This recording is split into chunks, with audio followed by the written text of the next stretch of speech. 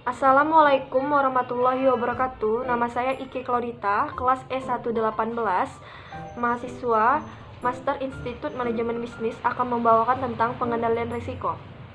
Pengendalian risiko merupakan suatu proses yang dilakukan manajer setelah mengidentifikasi, pengukuran, dan koreksi atas semua kegiatan yang berpotensi menghasilkan risiko atau kerugian dalam rangka memastikan bahwa tujuan-tujuan dan rencana-rencana organisasi atau perusahaan dapat terlaksana dengan baik. Pengendalian risiko sendiri sering kita lupakan karena disebabkan peluang terjadinya risiko tidak dapat diamati secara jelas. Oleh sebab itu, diperlukan penerapan manajemen risiko dalam menjalankan suatu aktivitas usaha, karena sejak aktivitas tersebut dimulai, maka elemen-elemen risiko pun akan muncul. Baik, kita lanjut ke metode pengendalian risiko. Yang pertama, mengadakan pencegahan dan pengurangan, seperti membangun gedung yang tahan gempa atau bahan-bahan anti terbakar, membagari mesin untuk menghindari kecelakaan kerja, melakukan pendekatan untuk menghindari pemogokan kerja, dan lain-lain. Yang kedua, melakukan retensi untuk mentolerir terjadinya kerugian pos biaya-biaya lain atau yang tak terduga. Yang ketiga, melakukan pengendalian terhadap risiko seperti melakukan perdagangan berjangka untuk menghindari kelangkaan bahan baku. Yang keempat, mengalihkan atau memindahkan risiko kepada pihak lain seperti asuransi atau outsourcing. Baik, selanjutnya lagi tentang pengendalian risiko. Pengendalian risiko dijalankan dengan metode berikut. Yang pertama, menghindari risiko. Dua, mengendalikan kerugian. Ketiga, pemisahan. Keempat, kombinasi atau pooling. Yang kelima, pemindahan risiko. Selanjutnya lagi tentang pembiayaan risiko meliputi: pertama, pemindahan risiko melalui pembelian asuransi. Yang kedua, menanggung risiko.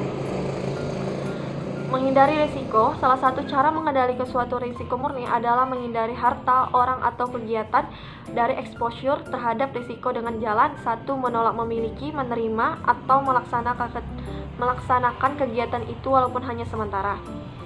Yang kedua, menyerahkan kembali risiko yang terlanjur diterima atau segera menghentikan kegiatan ketiga yang diketahui mengandung risiko. Selanjutnya tentang pengendalian kerugian atau loss control. Pengendalian kerugian dijalankan dengan: 1. Merendahkan kans untuk terjadinya kerugian. Yang kedua, mengurangi keparahan jika kerugian itu memang terjadi. Kedua, tindakan itu dapat diklarifikasikan dengan berbagai cara, seperti tindakan pencegahan kerugian atau tindakan pengurangan kemungkinan terciptanya risiko baru. Selanjutnya tentang pengendalian risiko, itu ada dibagi menjadi 3. Yang pertama, pengendalian kerugian menurut sebab-sebab terjadinya. Kedua, pengendalian kerugian menurut lokasi. Yang ketiga, pengendalian menurut timing. Pengendalian kerugian menurut sebab-sebab terjadinya secara tradisional. Teknis pengendalian kerugian diklarifikasikan menurut pendekatan yang dilakukan.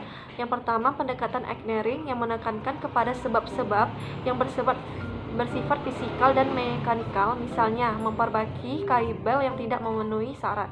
Yang kedua, pendekatan hubungan manusia. Lanjut lagi, pengendalian kerugian menurut lokasi. Tindakan pengendalian risiko dapat pula diklarifikasi menurut lokasi daripada kondisi yang direncanakan untuk dikendalikan. Menurut Dr. Haydon, menegaskan bahwa kemungkinan dan keparahan kerugian dari kecelakaan lalu lintas tergantung atas kondisi-kondisi dalam, seperti: 1. Orang yang mempergunakan jalan. Yang kedua, kendaraan. Yang ketiga, lingkungan umum jalan raya yang melingkupi faktor-faktor desain, pemeliharaan, keadaan lalu lintas, dan peraturan. Pengendalian menurut timing. Pendekatan ini mempertanyakan apakah metode ini dipakaikan: 1. Sebelum kecelakaan. Yang kedua, selama kecelakaan terjadi. Yang ketiga, sesudah kecelakaan itu. Kita masuk ke analisis kerugian dan analisis hazard. Langkah pertama dalam pengendalian kerugian adalah untuk mengidentifikasi dan menganalisis: yang pertama, kerugian yang telah terjadi. Yang kedua, hazard yang menyebabkan kerugian atau yang mungkin menyebabkan kerugian itu yang di masa akan datang.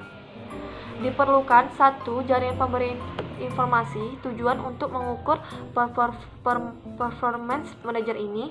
Yang kedua, menetapkan operasi mana yang diperlukan. Yang ketiga, mengidentifikasi hazard. Yang keempat, memotivasi manajer dan pekerja untuk bertanggung jawab. Yang kedua, formula untuk melaporkan kerugian. Baiklah, sekian dari saya tentang pengendalian risiko. Apabila ada pengucapan kata yang salah atau kurang jelas mohon dimaafkan. Wassalamualaikum warahmatullahi wabarakatuh.